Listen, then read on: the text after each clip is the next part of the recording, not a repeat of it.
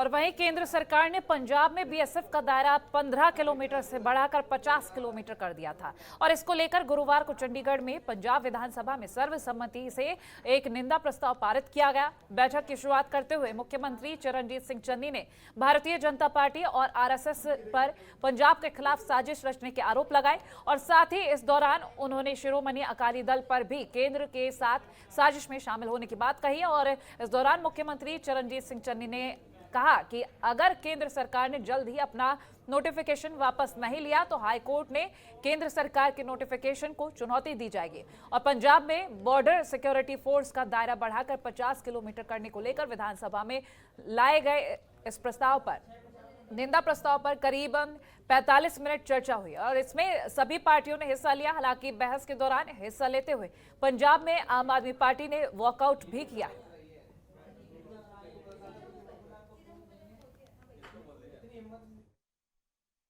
ਚੱਲ ਰਹੇ ਆ ਅੱਜ ਪੰਜਾਬ ਨੂੰ ਕੇਂਦਰ ਸਰਕਾਰ ਕੋਲੇ ਵੇਚ ਕੇ ਆਏ ਨੇਗੇ, ਮੋਦੀ ਸਾਹਿਬ ਦੀ ਸਰਕਾਰ ਕੋਲੇ ਵੇਚ ਕੇ ਆਏ ਨੇਗੇ। ਇਹ ਸਵਾਲ ਅਸੀਂ ਉਠਾਇਆ ਸੀਗਾ ਕਿਉਂਕਿ ਜਦੋਂ ਚੰਨੀ ਸਾਹਿਬ 5 ਤਰੀਕ ਨੂੰ ਦੇਸ਼ ਦੇ ਪ੍ਰਧਾਨ ਮੰਤਰੀ ਨੂੰ ਮਿਲ ਕੇ ਆਉਂਦੇ ਨੇਗੇ, ਦੇਸ਼ ਦੇ ਹੋਮ ਮਿਨਿਸਟਰ ਨੂੰ ਮਿਲ ਕੇ ਆਉਂਦੇ ਨੇ, ਆਉਣ ਤੋਂ ਬਾਅਦ ਟਵੀਟ ਕਰਦੇ ਨੇਗੇ ਕਿ ਪੰਜਾਬ ਦੀਆਂ ਸਰਹੱਦਾਂ ਤੇ ਖਤਰਾ ਗਾ, ਪੰਜਾਬ ਦੇ ਬਾਰਡਰ ਤੇ ਖਤਰਾ ਗਾ, ਪੰਜਾਬ ਦੇ ਬਾਰਡਰ ਨੂੰ ਸੀਲ ਕਰ ਦਿਓ। ਉਸ ਸਮੇਂ ਅਸੀਂ ਕਿਹਾ ਸੀਗਾ, ਚੰਨੀ ਸਾਹਿਬ ਮੁੱਕਰ ਗਏ। ਫਿਰ ਅਸੀਂ ਉਹਨੂੰ ਟਵੀਟ ਦਿਖਾਇਆ, ਉਹ ਆਪਣੇ ਟਵੀਟ ਤੋਂ ਮੁੱਕਰ ਗਏ। ਜਦੋਂ ਅਸੀਂ ਉਹਨੂੰ ਕਿਹਾ ਕਿ ਕਲੈਰੀਫਿਕੇਸ਼ਨ ਦਿਓ, ਆਪਣਾ ਤੁਸੀਂ ਜਵਾਬ ਦਿਓ, ਉਹ ਜਵਾਬ ਦੇਣ ਤੋਂ ਮੁੱਕਰ ਗਏ ਕਿਉਂਕਿ ਅੱਜ ਪੰਜਾਬ ਦਾ ਮੁੱਖ ਮੰਤਰੀ ਬੀਐਸਐਫ ਵਾਲੇ ਮੁੱਦੇ ਤੇ ਪੰਜਾਬ ਦੇ ਲੋਕਾਂ ਨੂੰ ਗੁੰਮਰਾਹ ਕਰਕੇ ਆਏਗਾ। ਇਹ ਸਾਰਾ षडयंत्र, ਇਹ ਸਾਰਾ ਕੁਝ ਸਾਜ਼ਿਸ਼ ਜਿਹੜੀ ਆ ਉਹ ਚੰਨੀ ਸਾਹਿਬ ਨੇ ਕੀਤੀ ਔਰ ਦੂਜੇ ਪਾਸੇ ਇਹਨਾਂ ਦੇ ਸਾਬਕਾ ਮੁੱਖ ਮੰਤਰੀ ਕੈਪਟਨ ਸਾਹਿਬ ਵੀ ਸਾਜ਼ਿਸ਼ਕਾਰ ਨੇਗੇ।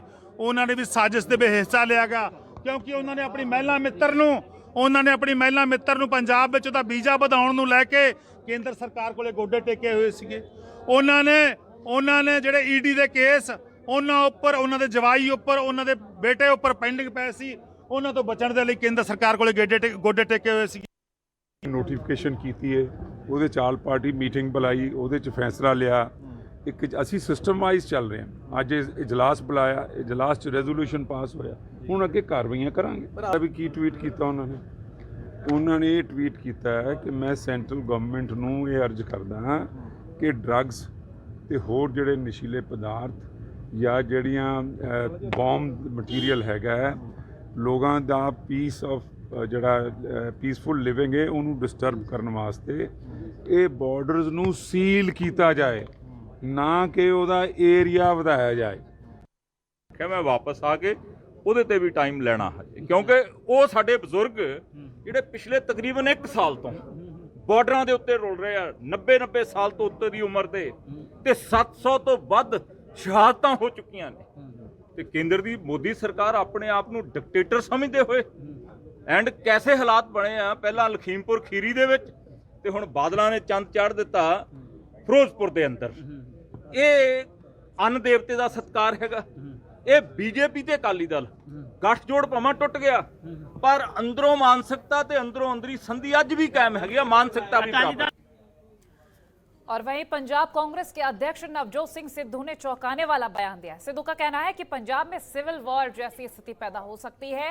सिद्धू ने ये दावा किया है कि पंजाब सरकार के खजाने को लेकर ये दावा सामने आया है।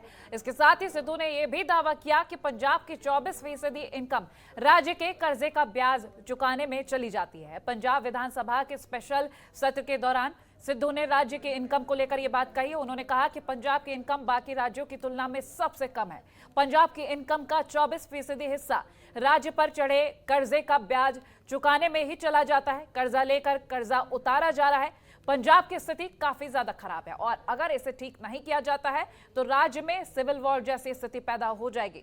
सिद्धू ने आगे ये भी कहा कि सस्ती बिजली और सस्ता तेल देने के लिए पैसे चाहिए होते। हमारे पास कोई नोट छापने की मशीन नहीं है।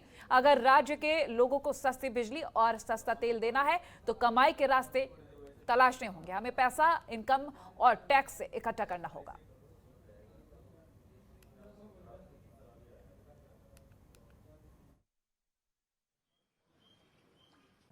स्टेट दी इनकम नाल देगा पंजाब बॉर्डर, स्टेट दी इनकम नाल देगा।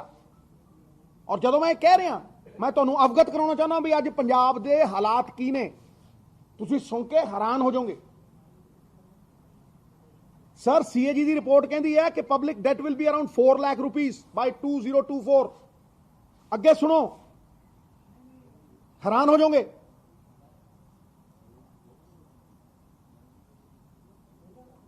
Punjab is the most indebted state in India. सब तो ज्यादा करजाई सूबा है पंजाब अज हिंदुस्तान का, सब तो ज्यादा। Reserve Bank of India debt to GDP ratio is 48%, अद्धी 48%, which is the worst in the country comparison to other states. और वहीं आम आदमी पार्टी छोड़कर हाल ही में कांग्रेस में शामिल हुए विधायक सुखपाल खैरा को मनी लॉन्ड्रिंग के एक मामले को लेकर ईडी ने जालंधर में गिरफ्तार किया है। मामले को लेकर जारी पूछताछ के दौरान सुखपाल खैरा को गिरफ्तार किया गया। इस दौरान मीडिया से बात करते हुए सुखपाल खैरा ने कहा कि वो ज्यादा बात नहीं कर सकते, लेकिन इतना कहना चाहेंगे कि वो निर्दोष है और उनको फंसाया जा रहा है। और वहीं अभी तक कोई चार्जशीट पेश की गई है और ऐसे में यहाँ शोर मचा पड़ा है। फिलहाल फाजिल्का वाला उसमें नाम शामिल नहीं।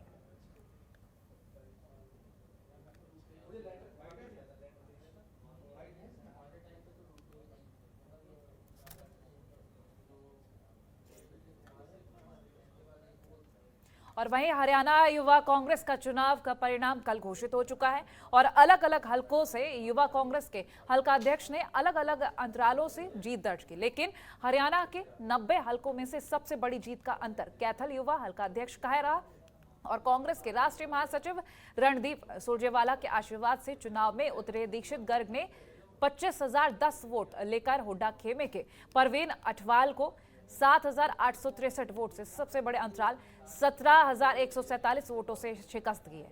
आपको बता दें, अपनी इस जीत पर नवनियुक्त युवा हल्का अध्यक्ष दीक्षित गर्ग ने कांग्रेस अध्यक्षा सोनिया गांधी, पूर्व अध्यक्ष राहुल गांधी, कांग्रेस के राष्ट्रीय महासचिव रणदीप सुरजेवाला, वरिष्ठ कांग्रेस नेता सुदीप सुरजेवाला सहित सभी साथियों का धन्यवाद किया, जिनके अथक प्रयास और आशीर्वाद से उन्हें ये मुकाम प्राप्त हुआ।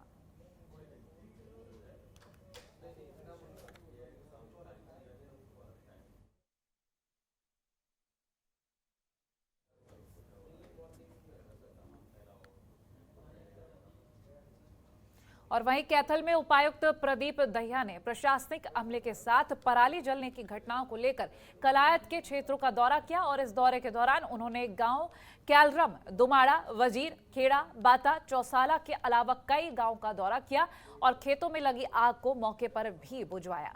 साथ ही पराली जलाने वाले लोगों पर कार्रवाई करने के आदेश भी दिए और कृषि विभाग की ओर से कैलरम में 3 एफआईआर दर्ज करवाई हैं और नायब तहसीलदार पूंडरी की ओर से हजवाना और बरसाना में 1-1 एफआईआर दर्ज करवाई गई।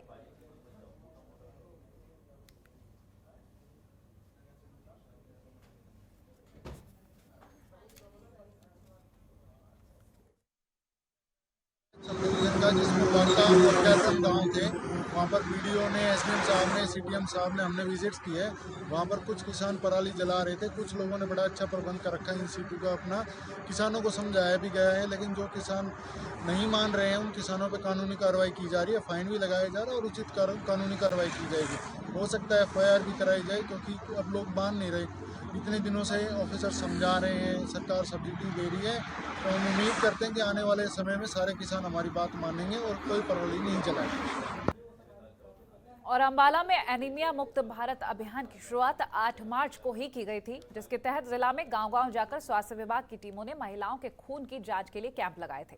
ऐसे में अंबाला में किए गए इस सर्वे में बड़े ही हैरान कर देने वाली बात सामने आई, जहां 70% महिलाओं में खून की कमी यानी कि एनीमिया पाया गया। हीमोग्लोबिन के अलग अलग लेवल के आधार पर एनीमिया को मुख्यतः 3 भागों में बांटा जाता है। स्वास्थ्य विभाग की ओर से 6 महीने की बच्ची से लेकर महिला बुजुर्गों में इस अभियान के तहत हीमोग्लोबिन जांचा गया। ज्यादा जानकारी देते हुए स्वास्थ्य अधिकारी ने बताया कि एनीमिया मुक्त भारत अभियान के तहत अंबाला में 1,05,000 महिलाओं में अभी तक खून की जांच की गई, जिसमें पाया गया कि तकरीबन 70% महिलाएं एनीमिया से जूझ रही हैं। ज्यादा चाय का सेवन करने वाली महिलाओं में ये समस्या ज्यादा पाई गई है।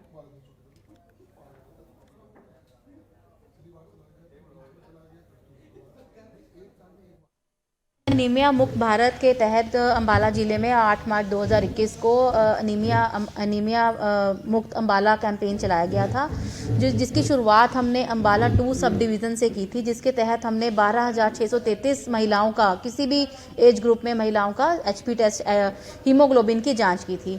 उसके बाद हमने अम्बाला 1 सब डिवीज़न में 17,871 महिलाओं के खून की जांच की है। और अब 13 सितंबर 2021 को हमने नारायणगढ़ सब डिवीज़न में ये अभियान चलाया था, और अभी हमारी सिर्फ एक सब डिवीज़न बाकी है, that is Barara sub division.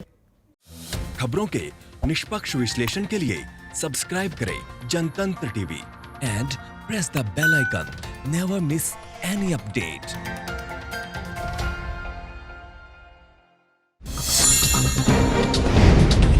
Download कीजिए जनतंत्र टीवी ऐप को, जो कि अवेलेबल है गूगल प्ले और ऐप स्टोर पर। अधिक जानकारी के लिए अभी डाउनलोड करें।